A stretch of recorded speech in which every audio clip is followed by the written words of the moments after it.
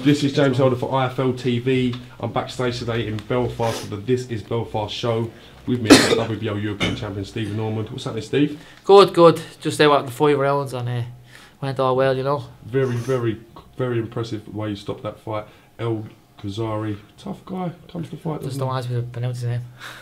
No, he's a tough guy, and I'm happy with the win because he's been in a lot of good opponents, you know. Do you think the manner and the way you got the win was more important than recording the victory today? Big time, yeah. It was about patience, this fight. Slowing down, you know, so been working in the gym with Pascal, slowing things down, and it worked out great. Pascal, if I can bring you in, sir. How did you assess the performance today? Perfect performance. He started off the fight exactly how we wanted it. You know, slowly picked the shots, throw a lot of jabs to the head, drive that right hand under the elbow, keep driving it under the elbow. Eventually the left hand will drop, which it did start to drop. The main thing was to hit the guy, 1 or 2 shots, power shots, slow him down, not get hit, which he did do. The 4th round got a little, you know, the guy kind of came on a little bit.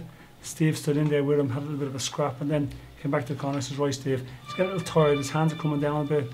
What I want you to do is throw the jab, right hand to the body, then switch it, see what happens. And he switched and that's as well. I was stepping off him when you were swinging them shots, and Pat said a great thing. He says, instead of stepping off him, step into those long shots. With the shots. Walk into him because he's not going to hit you, and it worked out perfect. In that 5th round, we stepped into him, then the right hand, so it was good. Absolutely brutal finish, ruthlessly stopped. That right hand, he did well to even get up from that. I think it was more instinct that brought him up than anything else.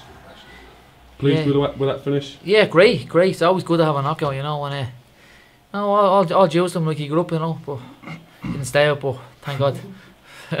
No, he's a good opponent, tough opponent. It was great. What's next for Steve Ormond? When can we anticipate seeing you out? What's going on? Back in the gym Monday, so. Well, what I'd like for Steve now is, you know, hopefully to keep in the promise that maybe Box Nation will come to Dublin. Steve Ormond's, like, you know, we're up in Belfast tonight, but it's not Steve's hometown. It's Carl Frampton's hometown. You know, I want to thank Frank Warren for helping to get us on the show, Barry McGuigan for putting us here. But really, it's time now for our promoter to get behind us and start headlining Steve Ormond in Dublin. I think Steve Ormond will get great viewings no matter where he comes from. He's a class fighter. He's an exciting fighter. He can box. He can be patient. Or he can take you 100 miles an hour per round, as he did with Derry Matthews. But he has proven that he's good enough to be up there with the best in the world. Steve Ormond, how much would it mean to you to have a homecoming show in Dublin and for a meaningful fight? It means so much, not only for me, for the fans, because great fans, great support. You see tonight, they all came up, you know, and it'd be brilliant for them to have a big fight there in Dublin for all the fans. Cracking atmosphere tonight. But brilliant, great show. It's not going to be nothing till Frampton comes out, is it? No, it's unbelievable now, and his entrance is great, you know. Talk to me a little bit about the Frampton fight. How do you see that going? Hugo Cazares, WBC #1. I think I sparred Carl a few weeks ago, and it's a great spar, and he's looking strong, and I think he stopped this guy right without, you know. Looking great. Pascal, bring you in again, mate. How do you see the main bill going tonight? Yeah, I think it's a good test for Carl. Like, this guy's been around a long time, and one thing you cannot buy, you know, quickly is experience. He's a very experienced fighter, so Carl will have to be mature in there tonight, like Steve did tonight. Be patient. Pick the shots. Carl's good at being patient, picking the shots, as he did against Kiko Martinez. Kiko Martinez took the fight right to him, but, you know, Carl was relaxed, he was patient, he was waiting for them shots, and he took them. He's got to do the same tonight. Cazares, you know, stay in front of him, land the punches, you know, win the rounds, but you still have to be patient. Don't try and please the crowd. You got to just get that win, and if the knockout comes, it comes. But I think Carl, like, I've seen Carl spar with Steve probably 100 rounds, and Carl's a very strong guy for super bantamweight. So, you know, maybe Steve Ormond and Carl Frampton can both fight for world titles on the same card in that'd be great, this summer. What kind of level of opponent and opposition would you be looking at? Would you recommend for your promoters for the next fight? Well, what I would like for Steve Ormond's next fight is a name. You know, listen, he's fought the Derry Matthews. He's had 3 tough fights. He fought Adam Dingsdale, who was a good fighter. Very small ring as well. And like 1 week's notice. With a week's notice, just come off at a mate. You know, he wasn't in the gym for a week. Took the fight a week's notice. It was a tough fight. Adam Dingsdale actually surprised us, but it was a great warm-up fight for Derry Matthews. So, you know, he got a great win against a real tough. I won't even say opponent tonight. A real good fighter who's actually troubled a lot of bigger names. But, you know, I'd like to maybe, you know, keep Steve busy, not keep putting him with the championship fights. I'd like maybe an international 10-round fight for him.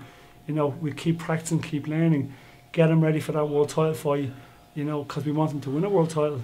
If we get offered a world title, we jump at it. But until then, you know, we're going to go back to the drawing board, get him out in Dublin, and keep learning.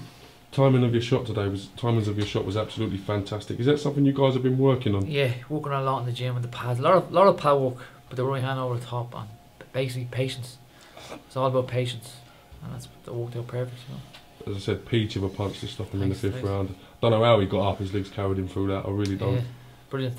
Listen, congratulations on the win. Well done. Thanks very much, lads. Actually, sorry, just one other thing I want to say is that, you know, with the Derry Matthews fight, Steve was brilliant. He did land some right hands on the Derry Matthews on the night.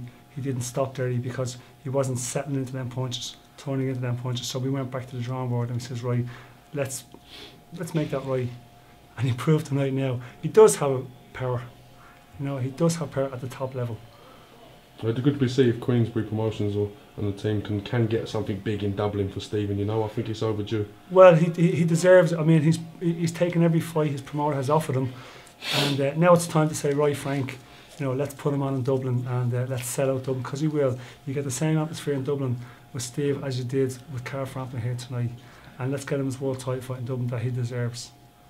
All right. Well, hopefully we can await some news and there'll be some big announcements in the future for you, Stephen. Brilliant, yeah. Brilliant. Thanks, lads, for the interview, and thanks to all the fans, the UK fans and the Irish fans, the whole lot.